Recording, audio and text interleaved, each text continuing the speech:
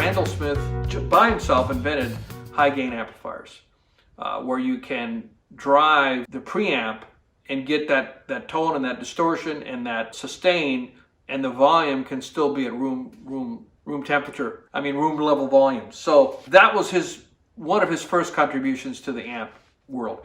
And so he introduced his amp, called it the Mark I, the Mesa Boogie Mark I, and they made about 3,000 of those, and he continued to grow. He had all his friends working with him, and the company continued to grow, and they've continued to expand, and there have been, I think they're up to Mark V now, and there are, as far as the layout of, as far as the different brands that they have, Mark I, probably a lot of people think as far as the Mark series, the Mark II-C is the best version that they've had, but they're up to Mark V. They have the Caliper series, and it was launched in November '85. The Nomad series, the Rectifier series. Now that's a lot of metal people love that. Dual rectifier is used by a lot of folks. The Express series, Atlantic, the Electrodyne, and there's some others like the Lone Star, and then the Road King. I have a Road King, and I'll show you a little bit later, which is designed really to be a analog modeling amp, and it's got 4 different channels, and each channel you can choose your 6L6s or your EL84s, or you can combine them. The 4th channel you can put, I think it's 6 EL84s and 4 6L6s and combine them. You can also choose which rectifier. Do you want a tube rectifier? Do you want solid state rectification? And there's so many knobs on this thing. I'll show you later. Mesa Boogie definitely has a reputation for being top class amplifiers, and I think Gibson did a great thing acquiring Mesa Boogie. And the reason that Randy Smith says that he wanted to do that is he's 75 years old, and there are people there with him who have been with him since almost the beginning. And that's the kind of company they are. That's the kind of owner that he is. And he said the guys that have been there 20, 30 years are considered the newcomers, because the guys that have been there 40 years look at them as more of the rookies, even though they've been there a long time. And he was concerned about the people that are with him, and if he goes or he starts to falter, he didn't want them depending on him, because the music industry is, industry, maybe it's going great now, but who knows what'll happen. It's like fads, it's like trends. I mean, the guitar could get out of favor again. And so he wanted to ensure that these people that are relying on him to pay for their house payment and their car payment and put food on the table, whatnot, their livelihoods, that could be taken care of, and he'd have to worry about that as he gets along in years. So that was, he said, the reason he did that, and he chose Gibson. Now Gibson, like I said, was started by Orville Gibson in, I think, around 1905, in that range. And they did have a line of amplifiers. They had the Gibson amplifiers, probably some of the most famous is the GA20, but they did not make those. They just had those contracted out for them, and then they'd slap their name. One of their earliest ones that they had is the Maestro, which didn't even have an inbuilt tube tank. It came in the early 60s. The only way you could get reverb on it was to hook up another reverb amplifier, and they had these clamps that you could clip onto the speaker and jury-rig away to get reverb coming into your amp. Now I have an old Maestro amp, and I'll show that to you a little bit later. I love the design of it. I think it's very cool, and it's my practice amp. It's the amp I practice with every day when I practice. So Gibson has a long history, not as long of a history as Fender. I mean, Leo Fender invented the iconic designs for amps, and his circuit diagram actually was the foundation, the blueprint for, well, Mesa Boogie, as we talked about earlier, and Marshall used his circuit design, the Bassman 4x10. Gibson didn't really do their own designs, they all farmed it out, but they did have some amps that were successful. So Gibson has gone through a lot of incarnations as both Fender and Gibson. They had their corporate spells. Fender was purchased by CBS in 1965, and then in about 85 they came back into private hands, and for those 20 years they had their corporate taskmasters who are more concerned about the bottom line than the great product.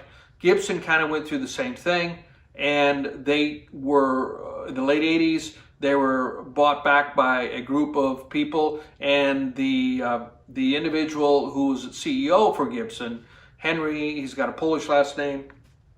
I'll put it in the comments because I don't think I could pronounce it. He was the CEO, and by a lot of people's opinions, myself included, he did not do well by Gibson. He was trying to turn Gibson into a lifestyle brand. He bought a lot of companies that were really unrelated to Gibson, to guitars, and he was, like I said, trying to make it into a lifestyle brand.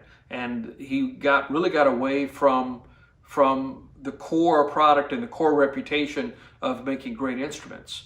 And he was finally, Gibson was in very deep, severe bankruptcy, and I think it was 2018, and he was removed from being CEO, and the new current CEO, J.C. Curley, by all accounts, has turned the company around and put it on positive footing. They're focused again on positive, good quality instruments. They relaunched the Kramer brand, which is one of the brands that they own.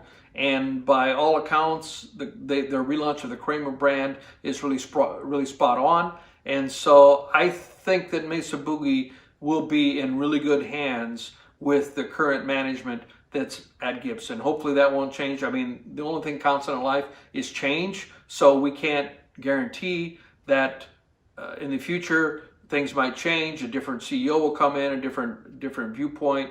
Maybe the guitar instrument will not be as rosy. Current guitar instrument market won't be as rosy. But for the time being, things are great in the guitar world. In 2021, Mesa Boogie teaming up with Gibson, I think it's all good. Randy Smith is still going to be involved. I think he's still going to be the CEO, or at least he's still going to be the head designer, even with the new company. And he's not walking away from it. You know, this is his baby. He founded it in 1969. But this gives him a chance to relax. He doesn't have to worry about making the bottom line, making payroll, whatever the problems are. And there's always a lot of headaches when you have your own company. And he's got longevity in front of him because Gibson is a bigger company that will take care of them. And I think it's a win-win-win. So I will now show you a video of my two amps that I mentioned. Okay, so this is my Maestro Gibson amp that I picked it up. I don't even know where I got it. I had it completely redone by a guy in Kentucky who actually used to work on Stevie Ray Vaughan stuff. My buddy Jimi pointed me out to him, and he loved this amp. I had him work on about 10 amps, and this is the one he couldn't stop talking about. And there's the, let's see if I can turn it around so you can see it. There's the controls. I think this is from the early 60s. And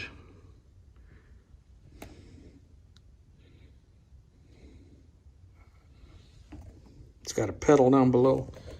Jensen speaker.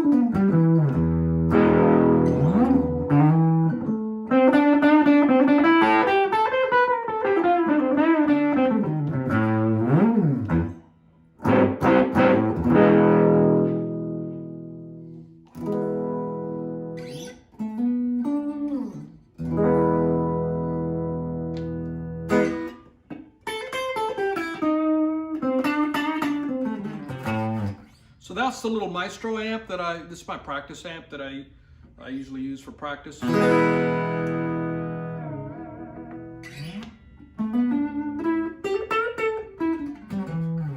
mean, it's noisy.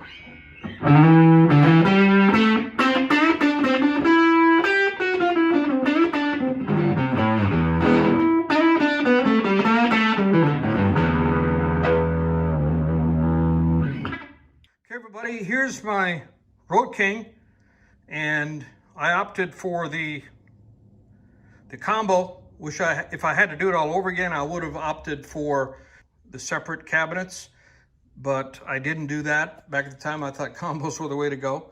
Here's the control for it. It's got so many, it's got 4 channels, channel 1, channel 2, channel 3, channel 4, external trigger, reverb on and off. I always leave the reverb on. Loop 1, loop 2. That is, because it's got, back when this was made in the early aughts, I mean loops, internal loops, effects loops I should say, was a much more of a common thing today. Here's some of your settings. You can go clean, fat tweed, clean, fat Brit on the second channel, so they're not all the same. So you got your gain, your treble, your mid, your bass, presence, master, and then this is, now we're onto the channels 3 and 4, and then